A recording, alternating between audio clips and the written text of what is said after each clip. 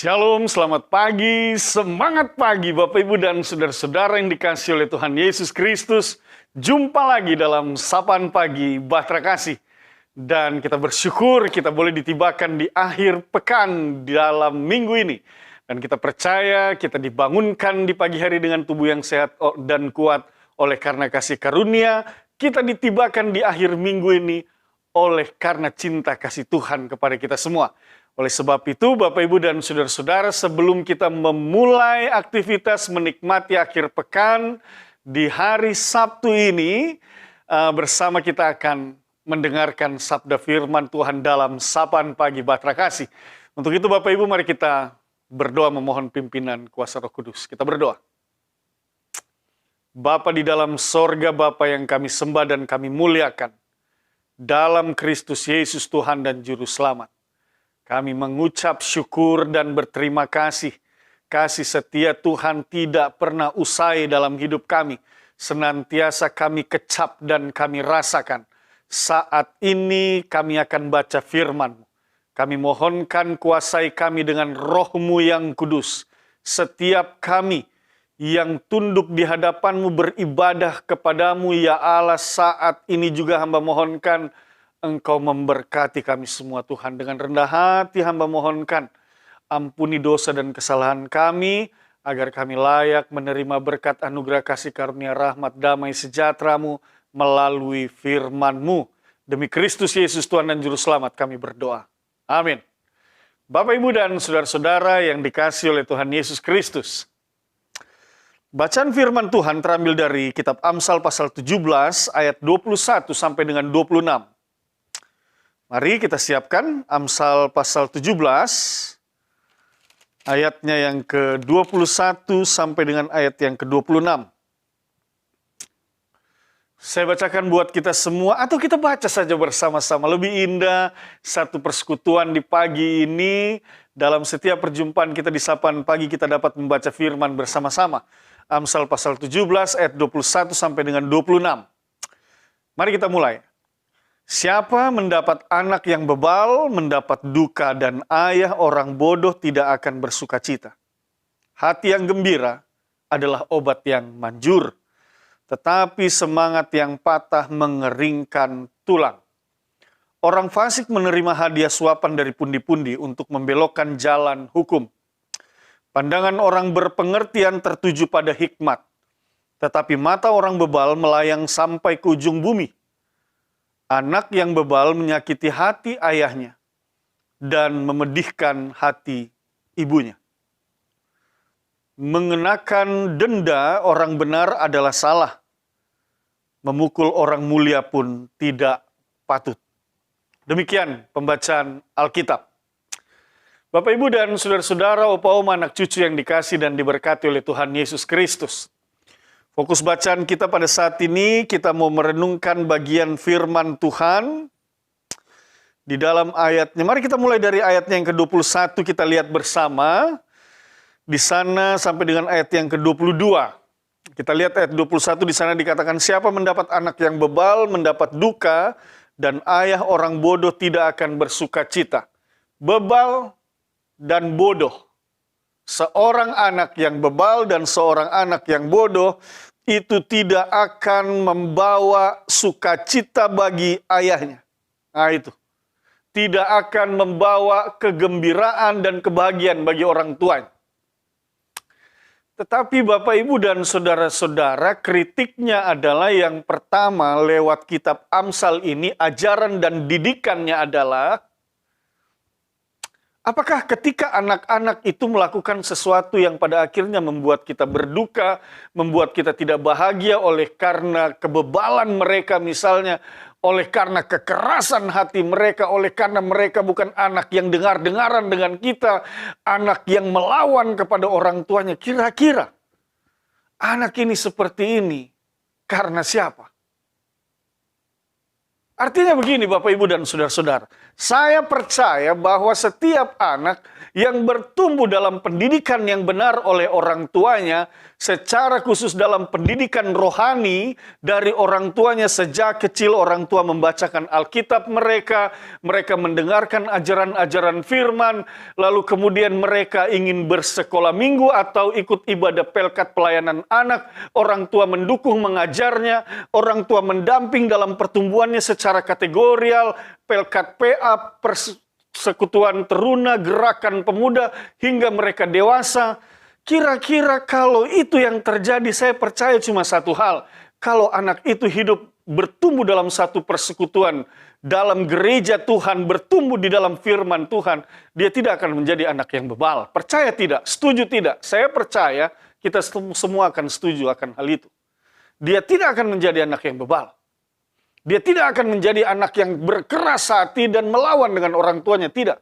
Karena apa? Karena setiap dia datang dalam ibadah, dia mendengar firman, dan firman senantiasa diajarkan, dan setiap orang yang mendengar firman Tuhan katakan firman yang diberitakan, yang disampaikan itu tidak akan pernah kembali dengan sia-sia, tetapi firman itu akan mengerjakan apa yang Tuhan Allah perintahkan, dan apa yang Tuhan Allah perintahkan itu senantiasa untuk mendatangkan kebaikan bagi manusia dan seluruh alam ciptaannya.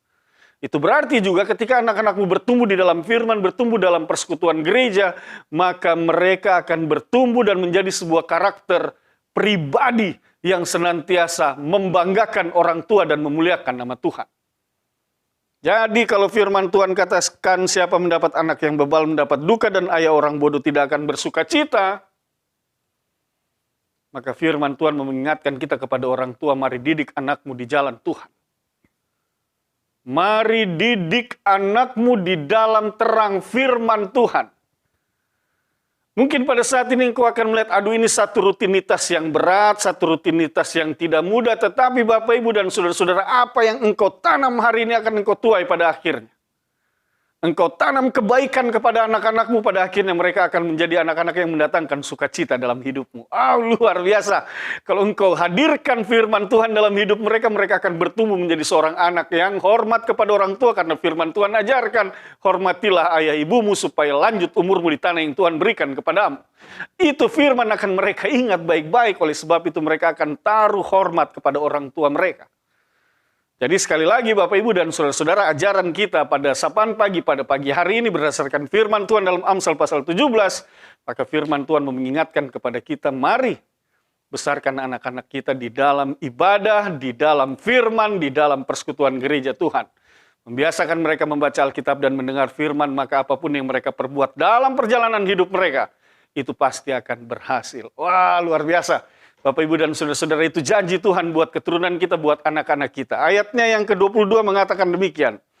Hati yang gembira adalah obat yang manjur, tetapi semangat yang patah mengeringkan tulang. Nah, ini dia. Hati yang gembira. Bapak, Ibu, dan Saudara-saudara, kalau saya ingin bertanya, apa yang sedang Bapak, Ibu rasakan pada saat ini di dalam hati? Apakah sebuah kesedihan? Apakah sebuah pergumulan? Apakah sebuah kerisauan, kegelisahan? Cuma Bapak, Ibu, Opa, Oma, anak cucu yang tahu saat ini. Saya tidak tahu karena saya berada di sini, saya tidak tahu bagaimana keadaan Bapak Ibu. Tetapi satu hal yang saya percaya berdasarkan firman katakan hati yang gembira adalah obat yang manjur, tetapi semangat yang patah mengeringkan tulang. Artinya bahwa hati yang gembira adalah obat yang manjur. Bapak, Ibu, dan Saudara-saudara, firman ini mau mengajarkan kepada kita bahwa bagaimana di dalam kita menjalani kehidupan ini, bahwa segala sesuatu yang bertumbuh di dalam diri kita itu menentukan seluruh sikap hidup, menentukan situasi, perasaan, dan apa yang kita alami di dalam hidup ini. Itu merupakan respon akan direspon oleh apa yang kita rasakan di dalam hati kita. Lalu firman Tuhan katakan hati yang gembira adalah obat yang manjur. Artinya, yang mau kita lakukan di sini, bagaimana supaya hati kita selalu gembira. Nah, Bapak, Ibu, dan Saudara-saudara, kalau kita baca dalam Amsal pasal 4 ayat 23, di sana dikatakan begini. Ini nats yang terkenal, jagalah hatimu dengan segala kewaspadaan, karena dari situlah terpancar kehidupan. Jagalah hatimu dalam segala kewaspadaan, karena dari situlah terpancar kehidupan. Nah, itu dia. Bagaimana caranya kita menjaga hati kita? Bapak Ibu, ini sesuatu yang sederhana. Engkau masukkan segala sesuatu yang baik di dalam hatimu, maka yang keluar juga dari dalam setiap perkataan, perbuatan, dan pikiranmu adalah hal yang baik. Engkau masukkan di dalam hatimu itu sesuasana sukacita, damai sejahtera, kebahagiaan, maka yang keluar dan terekspresikan di dalam hidupmu itu adalah suasana sukacita, damai sejahtera, dan kebahagiaan. Artinya Bapak Ibu, engkau harus punya filter untuk menyimpan segala sesuatu di dalam hatimu. Kalau hal yang baik engkau simpan, dia akan keluar yang baik. Tapi kalau hal yang kotor, hal yang tidak baik, hal yang tidak benar, kesedihan yang engkau simpan di dalam hatimu, maka yang keluar juga akan hal yang kotor, hal yang tidak baik, dan kesedihan yang akan keluar di dalam hatimu. Loh, Pak Pendeta, emang kita tidak boleh merasa sedih? Kalau kita dalam satu situasi tertentu, pasti kita merasakan di dalam hati kita sakit, kita sedih. Boleh. Siapa yang bilang tidak boleh? Boleh.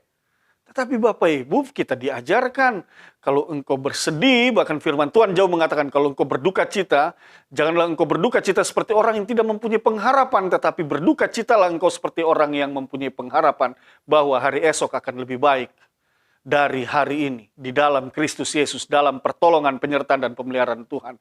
Kita percaya hari esok akan lebih baik dari hari ini. Itu pengharapan. Oleh sebab itu, apapun yang engkau alami di dalam hidupmu pada saat ini, firman-Mu mengajarkan, jagalah hatimu dengan kewaspadaan. Itu dia.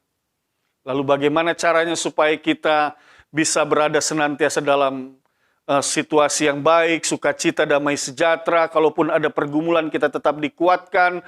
Kalaupun ada masalah, ada persoalan, hati kita tetap tenang, kita tetap bersikap dalam satu sikap iman, percaya, dan berpengharapan di dalamnya. Bagaimana caranya? Maka firman Tuhan mau katakan, biarlah kuasa Roh Kudus Tuhan yang memimpin di dalam hatimu.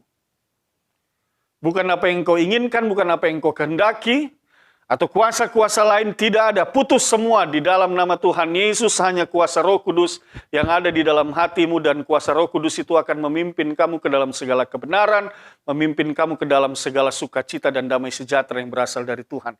Artinya juga ketika ada pergumulan, engkau pasti akan tetap kuat hatimu. Karena apa? Roh Kudus yang bertata di dalam hatimu. Nah, itu dia Bapak Ibu dan saudara-saudara. Oleh sebab itu firman Tuhan mau katakan kepada kita, kalau engkau ingin hatimu itu berbahagia, bergembira, dan itu menjadi obat yang manjur di dalam hidupmu, maka biarlah kuasa Roh Kudus yang menguasai hatimu. Wah, ini luar biasa. Bapak, Ibu, dan saudara-saudara, ketika kita memberi diri kita, Roh Kudus Tuhan yang memimpin kita, apapun pergumulan, apapun persoalan, apapun tantangan dan rintangan yang hadir di hadapan kita dalam perjalanan hidup kita bersama Tuhan oleh kuat kuasa Roh-Nya yang kudus, kita akan ditenangkan.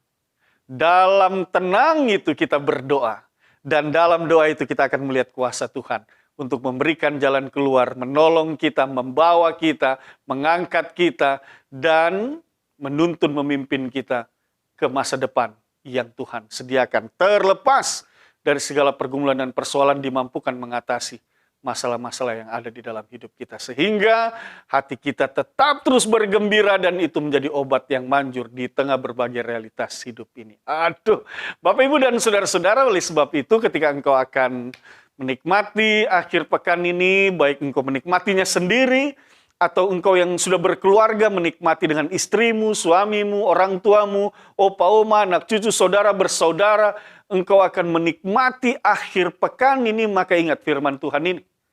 Yang pertama, sekali lagi, ajarkan anak-anakmu agar mereka bertumbuh di dalam firman dan di dalam rumah Tuhan, di dalam ibadah-ibadah yang ada. Dan yang kedua, biarlah kuasa Roh Kudus yang memerintah dalam hatimu, sehingga engkau akan merasakan dan menikmati akan kasih karunia, rahmat, damai, sejahtera, sukacita, kebahagiaan yang berasal dari Tuhan mengiringi seluruh jalan hidupmu. Bapak, Ibu, dan saudara-saudara, mari kita berdoa. Bapa di dalam sorga, kami mengucap syukur atas firman-Mu. Teguhkanlah firman ini dalam hati dan pikiran kami. Kami akan menjalani hari ini di tengah berbagai tugas tanggung jawab kami, menikmati akhir pekan ini baik pribadi maupun bersama dengan keluarga, maka biarlah penyertaan dan pertolongan Tuhan yang menuntun dan memimpin kami menjalani hari di akhir pekan ini. Bagi mereka yang sakit dan lemah, dalam nama Tuhan Yesus, kami mohonkan Tuhan menyembuhkan, memberikan jalan keluar bagi mereka yang memiliki pergumulan. Dan kami percaya kasih setia Tuhan akan hadir dalam hidup kami, dalam keluarga kami, dalam jemaat-Mu di tempat ini Tuhan, atau dimanapun mereka berada. Hamba percaya Tuhan memberkati mereka, menjaga, melindungi, menaungi, menuntun, dan memimpin seluruh hidup mereka. Dalam nama Tuhan Yesus kami berdoa. Amin. Selamat pagi, selamat menjalani akhir pekan, Tuhan memberkati kita semua.